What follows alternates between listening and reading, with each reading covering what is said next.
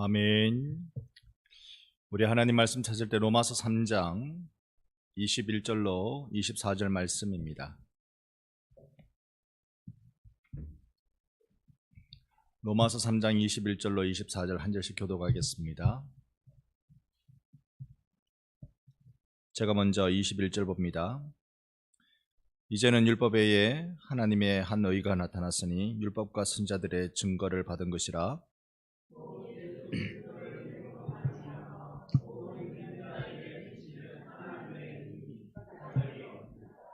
모든 사람이 죄를 범하였음에 하나님의 영광에 이르지 못하더니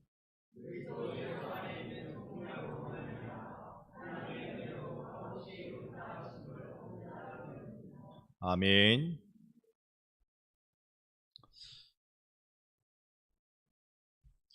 오늘도 내 구주 예수를 계속 만나는 복된 주일이 되기를 축복합니다.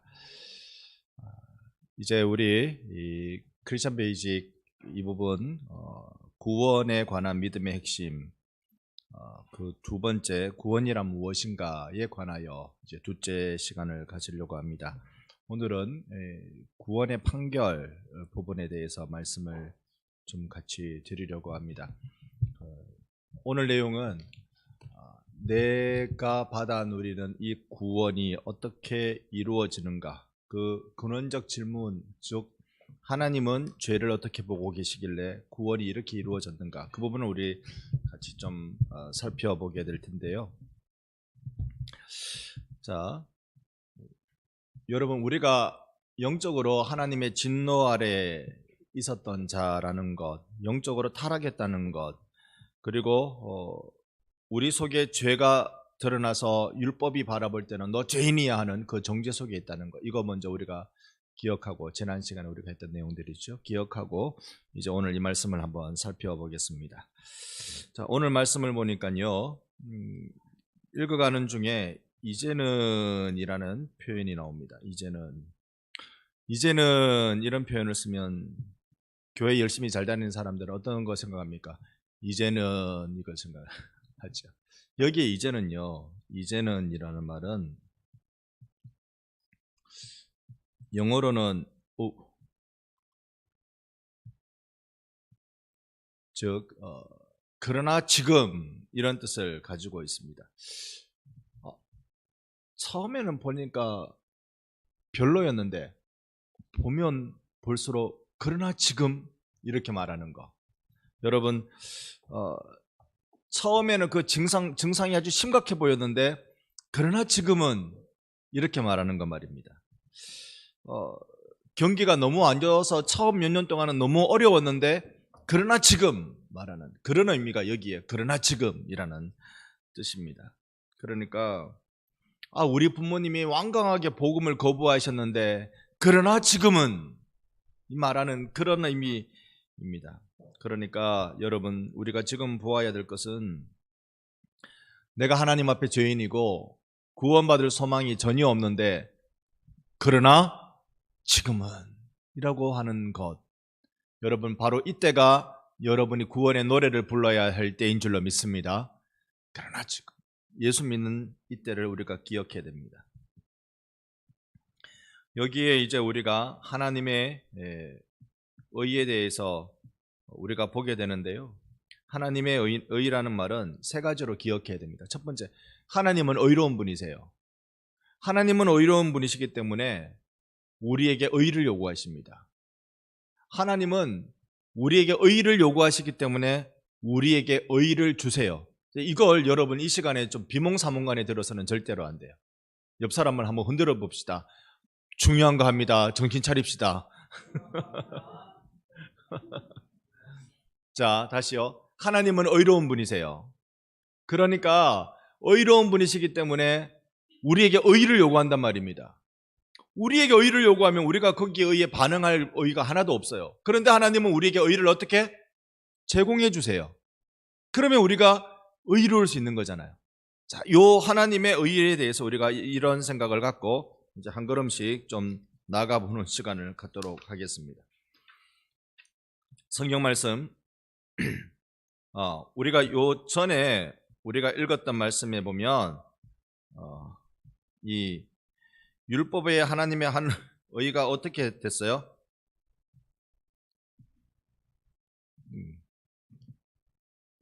나타났습니다. 이 나타났다라는 말 자체가요, 이 단어는 어디에 쓰이는 단어냐면 일출, 해가 뜰 때 쓰이는 단어예요. 이전에는 안 보였다가 하나님의 의로운 해가 불쑥 솟아오르는, 이전에는 율법의 정죄만 받고 우리가 꼼짝달싹하지 못하게 죽게 생겼는데 하나님의 의가 이제는 나타났다라는 뜻입니다. 이걸 우리가 이제 두 번째로 우리가 볼 것은, 참된 의는 율법으로 얻을 수 없어요. 성경 같이 한번 읽어봅니다.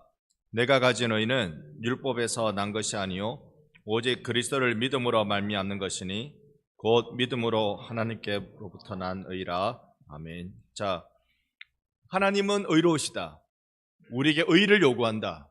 우리가 하나님 앞에 보여드릴 의는 내가 율법을 지켜서 만든 의가 아니란 말입니다. 지난 시간에 중고등부 때 얘기를 했던가요? 정의의 여신, 법의 여신, 정의의 여신의 모양새는 그 조각을 보면 이렇습니다. 한 손에는 무시무시한 칼을 들고 한 손에는 저울을 들고 눈을 수건으로 가리고 있어요. 즉 사람이, 나와 어떤 사람이냐, 나랑 가까우냐, 나랑 친하냐, 아니면 나한테 밉생이냐, 이런 거 따지지 않고 완전히 그 사람의 행위를 딱 달아보는 거예요. 그 사람의 악행과 그 사람의 선행을 달아서 악행 쪽으로 딱 기울면 이 칼을 들고 사정없이 그 사람을 내리치는 거예요. 이게 법이란 말입니다. 법은 이래야 돼요. 법은 권력 있는 사람이라고 보고 힘 있는 사람이라고 보고 돈 많은 사람이라고 봐가지고 살살 봐주면 그거는 법이 아니에요. 그거는 이언령 비언령, 귀에 걸면 귀걸이, 코에 걸면 코걸이가 돼버리고 마는 거고요. 딱 그 사람을 달아보고 법대로 딱 달아보고 한쪽으로 기우는 쪽으로, 선한 쪽으로 기울면 상을 줘야 되고요, 악한 쪽으로 기울면 벌을 줘야 돼요. 이게 세상의 법입니다. 근데 이런 것으로 하나님이 요구하시는 법을 사람이 지킬 수 있는 방법이 있다 없다? 없더라. 그래서 우리가 가지고 있는 의는 이 율법에서 난 의가 아니에요. 오직 믿음으로 우리가 가지게 된 의입니다. 바울이라는 사람도 얼마나 율법으로 흠이 없는 사람이었습니까? 나면서 8일 만에 할례, 유대인 중에 유대인, 베냐민 지파, 당시에 그 유대 사회에서 최고 명문 가말리엘 문화생, 나면서부터 로마 시민권자, 어느 것 하나 우리는 따라가지도 못할 그런 경력을 가지고 있습니다만 스스로 바울이 하는 말이 나는 죄인 중에 괴수라고 말해요. 앞제비란 말입니다. 머리란 말입니다. 왜 그랬을까요? 이런 것들로는 도무지 구원의 소망이 없기 때문에 그렇습니다. 참된 구원의 의는요, 구약에서 이미 말씀되어진 바 된 겁니다. 그러니까 이 의는 새로운 것이 아니고요, 이미 구약의 율법을 통해 선지자를 통해서 우리에게 증거된 것입니다. 그 내용들을 우리가 보면 모든 사람이 죄를 지었으므로 의가 필요합니다. 하나님의 영광에 이르지 못한다는 것입니다. 자, 퀴즈 하나 낼게요. 보통은 말도 안 되는 퀴즈인데 이 시간에 말이 좀 될 것 같아요. 잘 한번 들어보세요. 우리가 죄를 지어서 죄인입니까? 죄인이니까 죄를 짓습니까? 무슨 말장난이냐? 다시요. 죄를 지어서 죄인입니까? 죄인이니까 죄를 짓습니까? 옆에 분에게 인사합시다. 당신 죄인 맞소? 맞다 합니까? 예. 우리가 너 죄인이지 이러면 딱 드는 생각이 아이고 내가 지은 죄가 들켰구나, 이런 생각. 그런데요, 우리가 신약 성경의 관점에서 보면 죄를 지어서 죄인이 아니고요, 죄인이기 때문에 죄를 지어요. 이게 본래적 죄성, 유전되어 오는 이 죄의 성질을 이야기합니다. 여러분이나 저나 물론 죄를 지었고 죄를 지었고 하나님 보시기에는 우리가 죄인으로 태어났기 때문에 원죄를 가지고 우리가 태어났기 때문에 죄를 지을 수밖에 없는 자라는 것을 보게 됩니다. 하나님의 구속하심으로만 우리가 의롭게 되는데요. 그리스도 예수 안에 있는 무엇으로? 속량으로 말미암아 하나님의 은혜로 값없이 의롭다 하심을 얻은 자가 되었느니라 말씀합니다. 자, 이 속량 좀 이야기해 봅시다. 속량이라는 말은 대속이라는 말 의미인데요. 이게 노예 상태로 있는 것을 자유롭게 한다라는 그런 의미입니다. 노예는 온갖 구속에 이 온갖 제한 속에 살아갈 수밖에 없잖아요. 그런데 이것을 자유롭게 자유인으로 만들어주는 것을 우리는 속량이라고 말합니다. 자유를 얻기 위해 값을 치렀다 그런 뜻입니다. 여러분, 예수님이 우리에게 값을 치렀다라고 말할 때 이건 노예 시장에서 통용되는 용어예요. 늘 사용되는 용어입니다. 이 노예 얼마? 이 노예가 전체 값이 얼마라고 하는 겁니다. 자, 노예는 전쟁포로 아니면 빚을 갚지 못한 사람 아니면 범죄를 저지른 사람 여러 가지 이유로 노예 상태로 딱 들어가게 되는데요. 우리는 왜 하나님의 백성이 되지 못하고 죄의 노예가 되어 있을까요? 뭘 지었기 때문에? 죄를 지었기 때문에. 우리는 이미 죄인이기 때문에 우리는 죄의 종이 될 수밖에 없습니다. 자, 하나님이 우리를 볼 때 우리는 죄인입니다. 자, 이제 이 설명을 한번 들어보셔야 돼요. 죄라는 우리가 빚을 가지고 있습니다. 이 빚의 값은 얼마지요? 죄의 값은 사망입니다. 글씨가 안 이쁘네. 그렇다고 사라질 것까지요.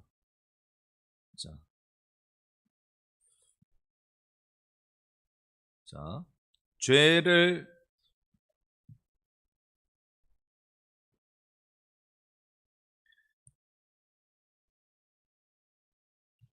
이때 하는 말이 여러분 답답하시죠? 저도 답답해요. 자, 죄는요 참 답답하시죠? 말로 합시다. 자, 죄는 빚입니다. 이 빚을 갚으려면 그 빚의 값이 필요한 거예요. 그 값이 뭐라고요? 사망. 그 사망의 값을 누가 지불했다고요? 예수. 예수가 십자가에서 죽으심으로 내가 진 빚, 이 빚을 벗어나려면 사망이라는 값을 줘야 되는데 그 값을 예수께서 속량으로 갚아내셨습니다. 우리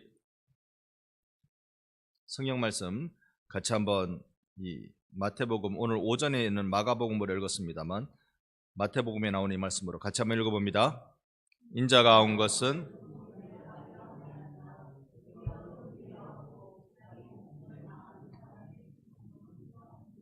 아멘, 아멘. 이 대속물이라는 말입니다. 구속하기 위해 지불한 대가를 의미한다는 것이죠. 자, 그러면 하나님은 의로우시다. 하나님은 우리에게 의를 요구하신다. 하나님은 우리에게 의를 제공하신다. 이 하나님의 의의 속성, 특성에 대해서 우리가 이렇게 이해한다면 이 구원은 분명히 죄사함을 가져다 주는 것입니다. 이 죄사함을 가져다 준다는 이 말씀 속에서 어떤 의미가 숨겨져 있는지 우리도 같이, 제가 25절, 여러분 26절, 이 예수를 하나님이 그의 피로서 믿음으로 말미암는 화목제물로 세우셨으니 이는 하나님께서 길이 참으시는 중에 전에 지은 죄를 간과하심으로 자기의 의로우심을 나타내려 하심이니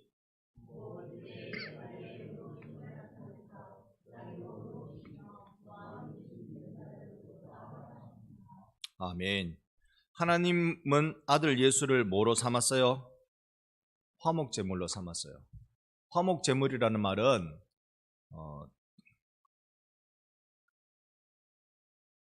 여러분은 집에 식구랑 싸우면 뭘로 화해를 합니까?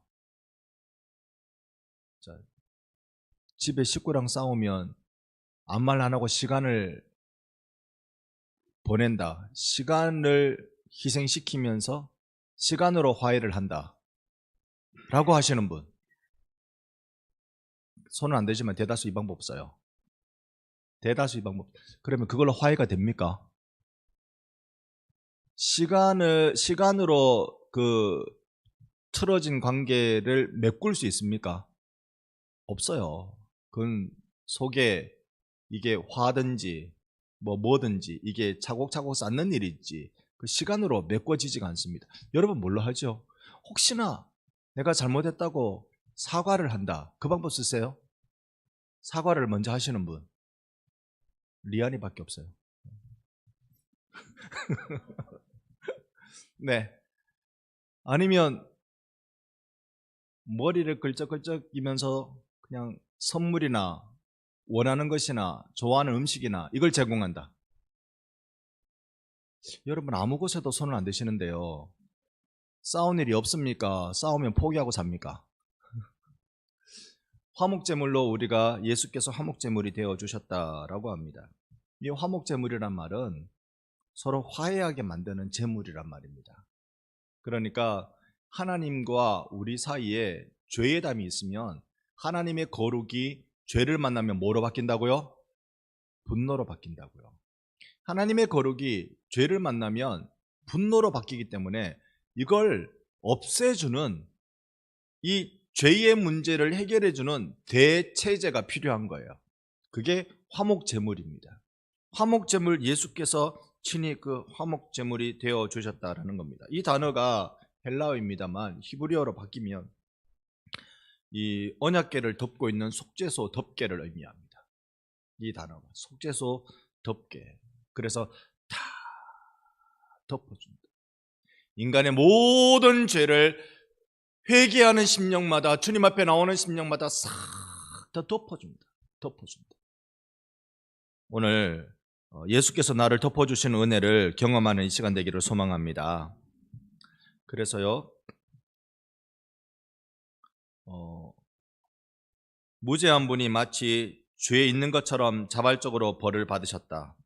죄 있는 자가 마치 무죄한 자처럼 값없이 상을 받게 하기 위해서이다. 이 깨달음을 따라 우리가 생각해 보면 예수께서 죄가 없으신 그분께서 나를 위해 죽으신 것은 죄가 있는 나를 마치 죄 없는 자처럼 대우받게 하기 위해서다라는 겁니다. 이런 거는 오후 시간에 하기가 참 어려운데 왜냐하면 여러분 눈동자를 보니까 내가 죄가 있는지 없는지부터 헷갈리시는 눈동자예요. 자, 하는 수 없습니다. 자, 깍지 한번 끼고 위로 한번 쭉 올려봅니다. 쭉 올려 안 보고 있을 테니까요. 쭉 오른쪽으로 한번 싹 넘어갔다가 폈다가 왼쪽으로 한번 넘어갔다가 폈다가 뒤에 아무도 없을 것 같으면 뒤로 한번 넘어갔다가 딱 앞으로 폈다가 뒤에 사람이 앞에 사람 어깨를 토닥토닥 많이 줘버렸으면 툭툭툭툭 안 깨어날 것 같으면 퍽퍽퍽퍽. 자, 다시 설명드립니다. 무지하신 죄가 없으신 예수께서 마치 죄인 된 것처럼 자발적으로 죽어주심은 죄 있는 내가 마치 죄가 없는 자처럼 대우받게 하기 위해서 그렇게 하셨다는 겁니다. 내가 하나님의 자녀가 되는 것은 그것은 내가 뭔가 자녀 될 준비가 되었기 때문에 결코 아닙니다. 그저 예수께서 덮어주시는 보혈의 은혜 때문에 하나님의 자녀가 된 것입니다. 여러분 하나님 앞에 나오는 이 놀라운 은혜의 자유, 이 생명, 이것은 화목제물이신 예수께서 나에게 있는 죄의 문제를, 죄의 값을 대신 갚아주셨기 때문에 그런 겁니다. 이 화목제물은 죄에 대한 하나님의 진노를 충족시킵니다. 즉 이제 이 진노를 사그라들이게 만드는 거예요. 하나님은 죄에 대해서는 굉장히 민감하세요. 여러분들도 보면 여러분들이 딱 싫어하는 뭔가가 있어요. 그걸 하면 사람들이 난리 납니다. 보통 평상시에 다 괜찮은데 여러분이 싫어하는 거 뭔가 하면 그게 난리 납니다. 굉장히 평소에 안 그렇던데 왜 저렇게 과하게 이야기하지? 그거 딱 뭔가 그 사람에게 제일 싫어하는 부분을 이야기할 때가 딱 있습니다. 여러분에게는 어떤 거 있습니까? 어떤 게 있는지 모르겠습니다만 저는 어릴 때부터 조금 이 강박증이 있었던 것 같아요. 기억나십니까? 제가 1년 6개월 만에 자리에서 섰습니다. 1년 6개월 만에 일어섰다고요. 무슨 말인지 이해가 안 되세요? 태어난 지 1년 6개월 만에 일어섰다고요. 박수 쳐줘야 될 일이지 뭐. 누가 박수 치는지 아세요? 부모는 박수 칩니다. 세상에 답답하라 1년 6개월 만에 그래도 네가 내 부모 되는 건 아니요. 지금 한 박자 늦었어. 자, 1년 6개월 만에 산다면 아이고 세상에 어째가 저 더디노 이러는데 부모는 그 순간 박수 쳐요. 1년 6개월 만에 제가 섰습니다. 그래서 그런지요. 1년 6개월까지 그러면 뭐 하면서 이동을 했겠어요? 어떻게 이동했겠어요? 기어서 이동했잖아요. 저는 그 기억이 하나도 없습니다만 제 부모님 말씀하실 때 기어갈 때는요. 이렇게 기지 않고 이렇게 기었대요. 왜일까요? 뭔가 이물질이 손바닥에 붙는 게 싫은 거예요. 이 깨끗이 못하다고 생각되는 게 손바닥에 붙는 게 이게 막 싫은 거예요. 그래서 이렇게 했대요. 그러니까 저도 지금도 뭘 포기해야 되겠다 싶어서 포기하는 마음이 있는 상태로 상황을 맞이하면 어지간히 더티한 이 상황을 다 견뎌냅니다만 평상시에는 이게 잘 안 돼요. 잘 안 돼요. 뭐 밟히는 거 있으면 한 번 더 쳐다보게 되고 뭐 그 부분은 좀 치워야 되고 그래요. 그래가지고 하여튼 깨끗 안 하면 그 좀 불편합니다. 사람들마다 그런 게 다 있어요. 여러분은 어떻게 하면은 좀 과민 반응이 어떤 상황에 과민 반응이 나옵니까? 사람들마다 다 있어요. 하나님께 있어서 과민 반응은 과민이라고 표현한 게 아니라 하나님께 있어서 정직한 반응은 죄에 대한 반응이에요. 죄에 대해서는 하나님이 정직하게 진노로 반응하세요. 진노로. 그러면 우리 다 죽어버리지 뭐. 진노로 반응하세요. 그런데 거기에 대해서 이 화목 제물 대신 예수께서 하나님이 우리를 향한 진노를 누그러뜨리시는 거예요. 화목 제물이 그런 역할을 합니다. 하나님의 죄를 용서하는 수단은 뭐라고요? 용서하는 수단은 뭐라고요? 누구 피? 예수 피예요. 아무 피라고 갖다 댄다고 되는 게 아니에요. 예수 피. 같이 성경 히브리서 읽어봅니다. 율법을 따라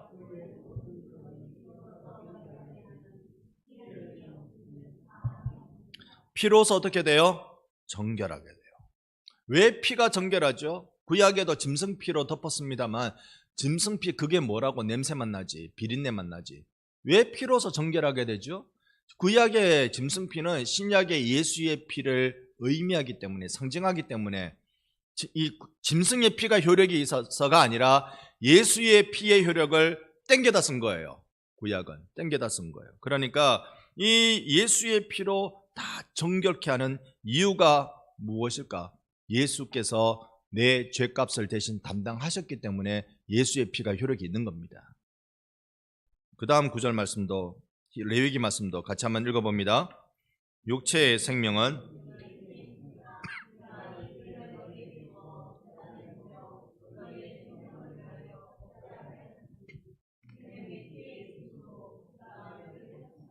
아멘. 그래서 하나님의 의의가 없는 우리에게 예수의 완전한 지불 때문에 이 생명을 위하여 속죄제가 되게 하셨기 때문에 우리가 하나님의 진노로부터 살 수 있게 된 것입니다. 예수 그리스도는 자신을 우리를 위한 화목 제물로 바쳐지셨습니다.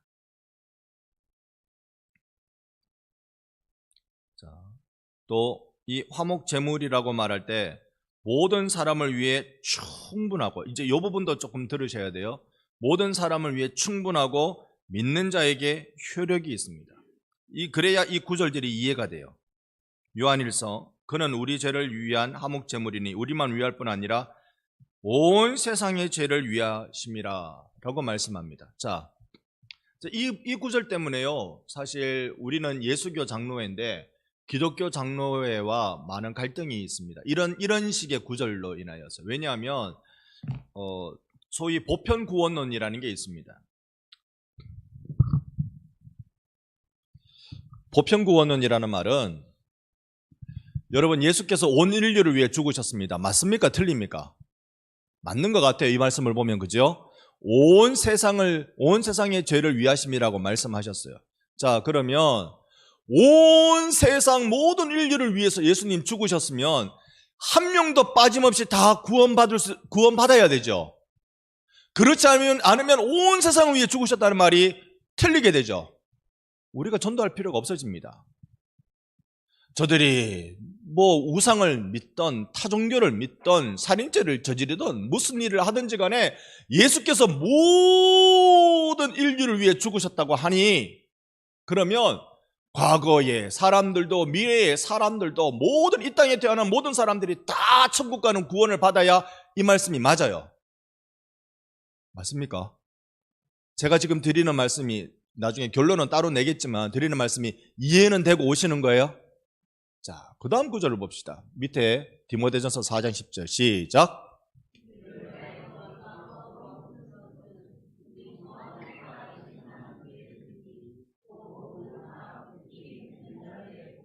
누구의 주? 믿는 자들의 주. 자, 보편 구원론은 이런 겁니다. 모든 인류가 다 구원받는다. 오케이. 그러면 여기에 문제가 생깁니다. 예수 그 이름 자체에는요, 자기 백성을 저들의 죄에서 구원할 자, 소위 제한 속죄를 이야기합니다. 보편 구원은 모든 사람이 다 구원받는 거고, 제한 속죄는 특별한 사람들만 구원받는다는 겁니다. 우리는 제한 속죄를 믿고 있어요. 보편 구원론은 우리 장로교가 취하는 교리가 아니에요. 자, 그러면 이걸 어떻게 우리가 이해해야 하느냐? 여러분,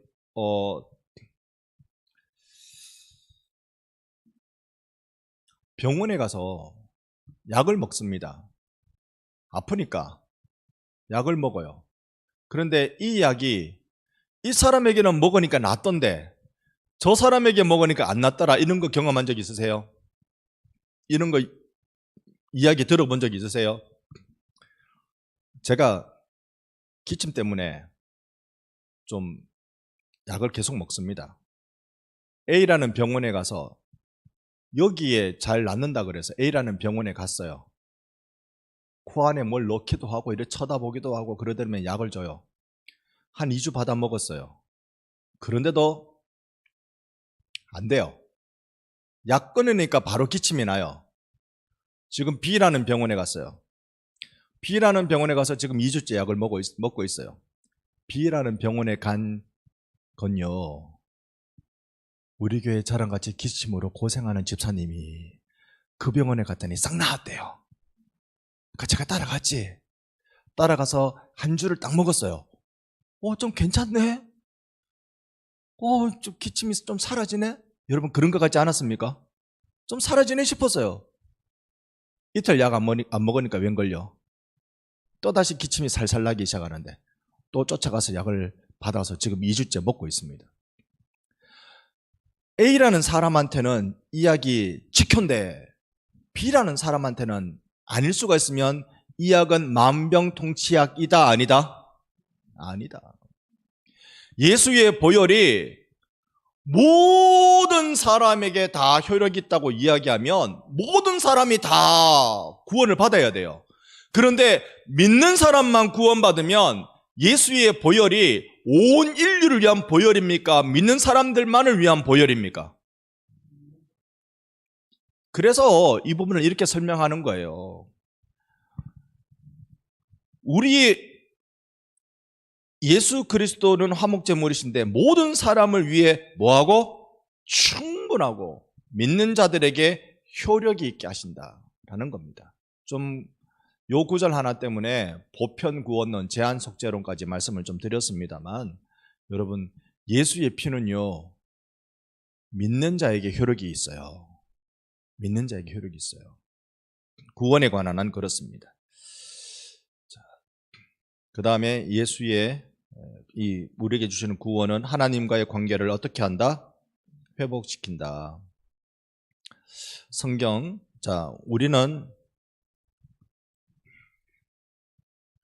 우리는 그리스도의 십자가의 보혈의 완전한 지불로 하나님과 뭘 이루었다? 화목을 이루었습니다. 성경 같이 한번 읽어보겠습니다. 곧 우리가 원수되었을 때 그의 아들의 죽으심으로 말미암아 하나님과 화목하게 되었은즉 화목하게 된 자로서는 더욱 그의 살아계심으로 말미암아 아멘, 아멘. 그래서 우리가 하나님과의 관계의 회복이 구원이 주는 선물입니다. 하나님과 나 사이의 이 불화, 그것을 회복시켜 주는 것이 예수의 구원, 대속의 은혜라는 걸 말씀합니다. 하나님은 그리스도의 죽음을 우리의 죄를 위한 완전한 지불로 받아들이셨다. 지불 다 했다. 하나님이 죄를 알지도 못하신 일을 예수께서 무죄하시단 말입니다. 알지도 못하신 일을 우리를 대신하여 죄로 삼으신 것은, 죄 때문에 십자가에서 죽인 것은 우리로 하여금 그 안에 하나님의 의가 나타나게 되려 하심이라. 그러니까 죄가 전혀 없는 그분을 죄인으로 십자가에 못 박게 하심으로 죄인인 우리가 죄가 전혀 없게 대우받게 해주시도록 하신 것이 하나님께서 예수의 대속을 완전한 지불로 받아주셨기 때문이다라는 것입니다. 같이 읽어봅니다. 모든 사람이 그리스도의 죽음으로 구원받는 것은 아니지만 구원받는 자는 모두 그리스도의 죽음으로 말미암아 구원받는다. 아멘. 이게 무슨 뜻이래요? 순간 또 잠깐 헷갈릴 수도 있습니다만, 모든 사람이 예수 죽으셨다고 모든 사람이 구원받는 거 아니라고요. 이건 충분 조건이라는 거죠. 그렇지만 구원받은 사람은 반드시 예수의 죽으심으로만 구원받습니다. 효력이 이렇게 드러난다는 겁니다. 하나님은 우리에게 화목해 하는 직분, 직책을 주셨습니다. 성경 교독하겠습니다. 모든 것이 하나님께로서 났으며 그가 그리스도로 말미암아 우리를 자기와 화목하게 하시고 또 우리에게 화목하게 하신 직분을 주셨으니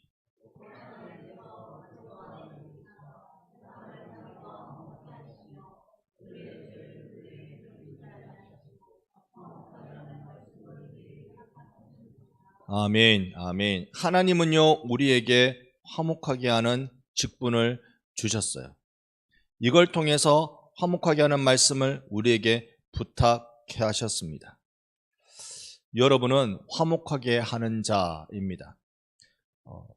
저는 원래 영화를 좋아하니까요. 영화 제목 중에 화목하게 하는 자라는 제목의 영화가 있었습니다. 피스메이커라는 영화. 여러분 혹시 본 사람이 있을까요? 헬리콥터도 나오고 특수부대도 나오고 뭐 이렇게 하는 거. 남자 배우, 유명한 배우인데 배우 이름이 기억 안 나네요. 네. 응? 그래. 이 하나님은 우리에게 화목하게 하는 직책을 주셨습니다. 화목하게 하는 비결은요, 죄송합니다. 아빠와 딸이 싸웠다고 그 가운데 제가 쑥 들어간다고 화목이 되는 게 아니에요. 화목하게 하는 비결은 뭔지 아세요? 친구와 친구끼리 한판 했는데 여기에서 예수가 쑥 들어가야 화목이 된다고요. 예수가 쑥 들어가게 하도록 하나님은 나를 통해서 그렇게 역사하시는 게 피스메이커입니다. 화목하게 하는 것입니다. 여러분 중재 역할은 예수가 하십니다. 나는 그 안에 예수가 흘러가도록 들어가는 것일 뿐입니다. 우리에게 그 직책을 주셨다는 거, 여러분 이번 한 주 그 직책을 한번 잘 써보시기 바랍니다. 자, 이거 제가 고개를 아래로 숙이면 목이 간질간질해서 기침 날 것 같고 서서 보자니 저글씨는 보이질 않고, 우리 여기 있는 남자 청소년들 이 글씨가 정확하게 잘 보이나요? 다 같이 한 목소리로 준비하시고 시작!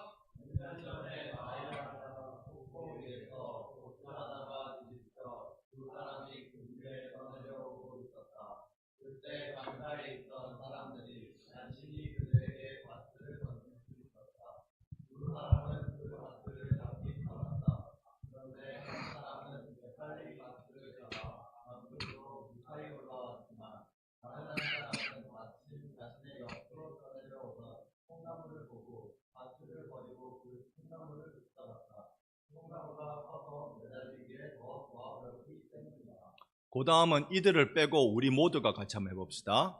준비 시작.